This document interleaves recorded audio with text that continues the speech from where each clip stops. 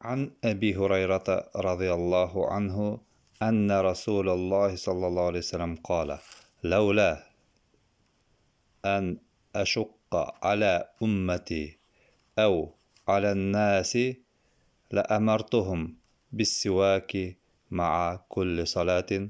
متفق عليه. أبي هريرة رضي الله عنه روايته Peygamberimiz sallallahu aleyhi ve sellem aytgan: "Laula agarda an ashqa awr bulmaha, shaqqa awr ala ummati, mening ummatime" degan Peygamber sallallahu aleyhi ve sellem. Aw ala nasi, yaki bütün kişilerge. Peygamber sallallahu aleyhi ve sellem özünün ümmetini ayırıp ayta, hem bütün kişilerge müracaat edip aytayın. La amartuhum, amr eterim degan. Bis siwaki, siwakты kullanırga ma'a kulli salatin, her bir namaz aldığından, her bir namazda. Bu Peygamber sallallahu aleyhi ve sellem'nin köslü bulgan sünnetlerinin birihi. Aşının tergidirge hem aşının men kullanırga kerek.